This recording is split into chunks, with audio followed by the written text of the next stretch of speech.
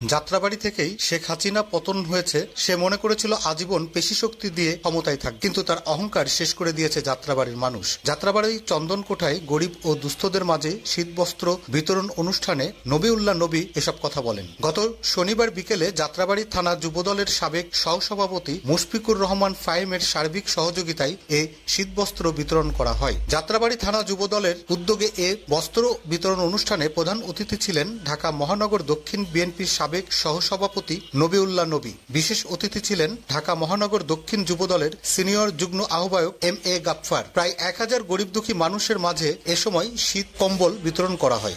আপনারা জানেন যে আমরা এই যে 18 বছর আমরা এলাকায় বসবাস করতে পারিনি।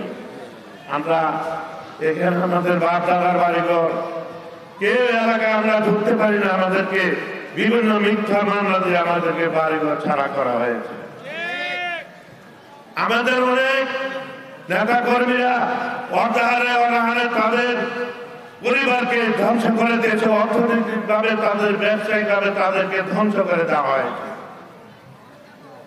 এখন আজকে যে আপনাদের পতন হলো, চিরদিন যে কেউ ক্ষমতা থাকতে পারে না, এটা প্রমাণ হয়েছে গত 5ই জানুয়ারি 5ই আগস্ট এই যাত্রাবাড়ি থেকে এই স্বৈরাচারী শেখ হাসিনার পতন হয়েছে। আমাদের এই ঢাকার পূর্বাঞ্চল, ঢাকার এই গেটের নেতা কর্মীদের কিভাবে তারা নির্যাতন করছে, কিভাবে মামলা হামলা দিয়েছে। আমাদের 18 বছর উটের বারিন্দা থাকতে হয়েছে। যাত্রাবাড়ি থানা ভারপ্রাপ্ত কর্মকর্তা হিসাবকে বলবো যে সারা যাত্রাবাড়ি থানা কোনো মাদক সন্ত্রাসের স্থান আপনি দিবেন না।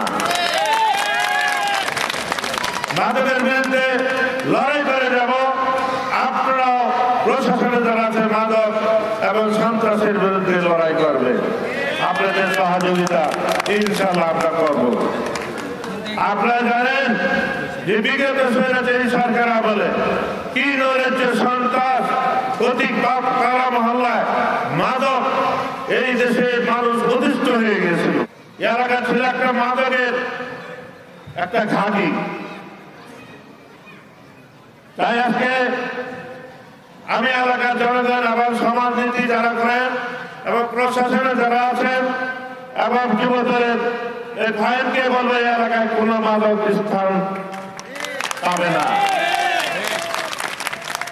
আমরা মাদকের বিরুদ্ধে ঐক্যবদ্ধ থাকবো।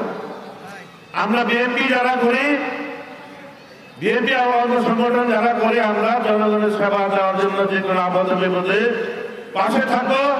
যেভাবে আজকে কম্বল বিতরণ করছি, আরো দেশে শীত নামবে, শৈত্য প্রবাহ নামবে, আমরা আরো এরকম বড় বড় কর্মসূচি গ্রহণ করবো।